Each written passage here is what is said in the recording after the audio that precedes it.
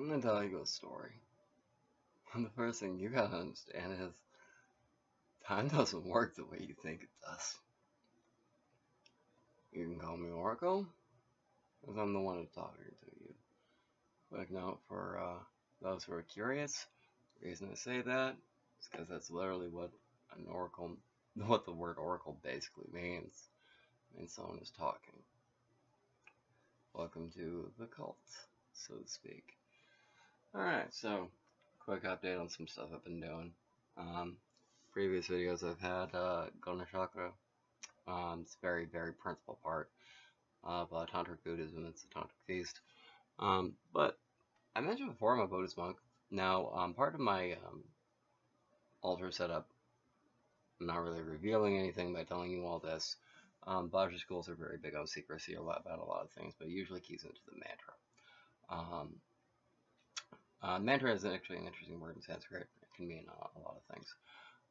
But one of the words it means is spell, and another word it actually means is incantation. But that's neither here nor there for the purpose of this. So, not this one out, but that's actually fine. It's more for the intro anyway. I love my format. Anyway, so the Gonachakra is based on a principle of like five grains, usually. But my altar setup is set up with 2 candles, incense, and a couple different variations. By the way, if anyone from the Vaet school ends up watching this video, in particular any of the people I was initiated with by Buddha Paul, I ended up blessing my house as a temple with the blessing that, you know, I hope most of you learned it. Like I know we all learned, like, I know all the people who got initiated, like, learned a mantra, but, like, I don't know how many of them actually, like, learned the blessing mantra. It's an interesting point. Anyway, but, the altar calls for, among other things, like the candles and the cups of water or tea. That's another thing I started doing recently. So, I used to always do water because I had it all the time. I was like, even if I didn't, like, pray, I kept the altar regularly, as regular as I could remember, because I was a very busy person. That's another thing that's, like, very common among Vaja schools, is they tend to be people who have, like, lives where they got a lot of stuff they gotta get done. You know, in the modern world, tend to be busy people. But, calls for 5 fruit. It's like, 5 fruit? 5 items in a Gonachakra. Why haven't I done this yet? So, basically, this is me. I made it extra official, and I made this plate and knife because, I'm gonna end up, oh, I'm also going to, keep, part of the plantain. It's a plantain, peach, pomegranate, lemon and lime. I'm gonna be using lemon and lime to, as garnish in my beverage. I'm going to be using the seeds, and in this case, a portion of the plantain fruit itself, because that's where the seeds are, in the plantain or a banana. And I'm going to be like, I have a small garden for like the cherry seeds I have in my fridge. I'm going to have like try to get like a micro orchard going in my bathroom and be like, oh yeah, I was like, in addition to being a Buddhist monk, I like, apparently there's an active school, like active tradition out of England, I think, of like, you know, like modern druids, and they follow a tradition of the, as I understand at least, the standard druid tradition of you start as a bard, and considering I've written books, I feel like that I definitely like past that, I've cleared that. And there's this thing called an ovate, which in my opinion is actually has to do with the fact that for a long time England was under what's called, especially around the time of 800 AD of Mercia, which is before the Norman conquest, when French became introduced into a much larger portion, because it was already kind of introduced at least a little bit from their constant interaction, was more introduced into the like more mainstream part of English. Viking actually had a significant influence during the time of Mercia, which is like basically King Arthur time, and Viking rule, which was basically a bunch of Viking settlements that were on the eastern coast of England.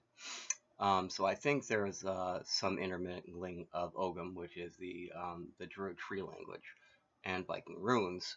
A lot of Viking runes have influence, like the letter R in English. Like the Viking letter R, or the rune for Arado. It's the same in English. It's an R. It looks like an R. You can tell it's an R. But so like on that note, it's like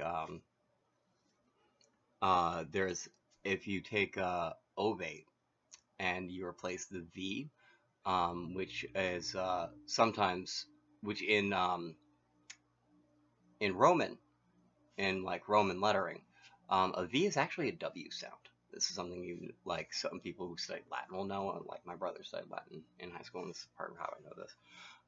But like if you pronounce something that's written in Latin, basically, as ovate, as oh wait, you could basically interpret that as oath wait, or waiting to take your oath as a druid.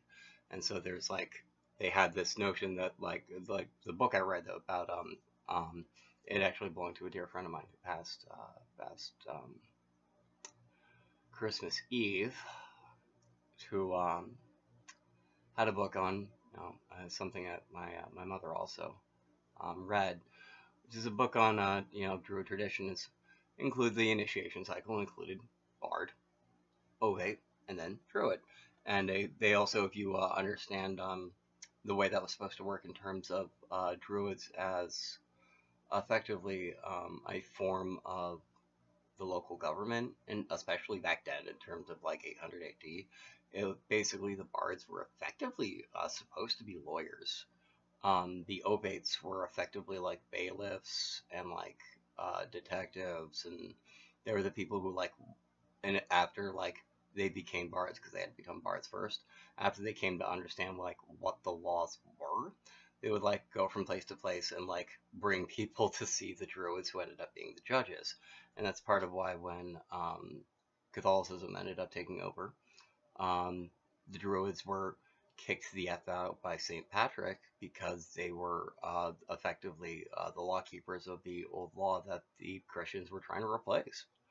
So that's effectively like how the druids got kicked the F out of Ireland, Scotland, and the Isles by St. Patrick. Who, like, I'm not like, I respect the Catholic saints. Like,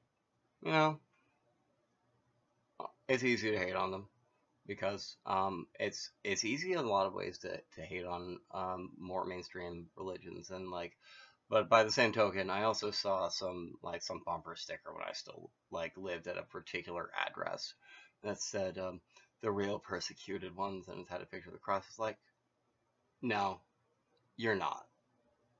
Like, I will grant you some specific non-Catholic. Okay, Catholics have been persecuted. Yeah, they've been persecuted. But primarily in the United States. And not like y'all did to the Protestants, yo. Like, I ain't even joking. They're like, anyone who's like, yeah, the Catholics they're persecuted and they've never done anything. Let's take it apart. Let's stand aside from the Crusades. There was a whole Protestant Reformation that didn't happen for no reason.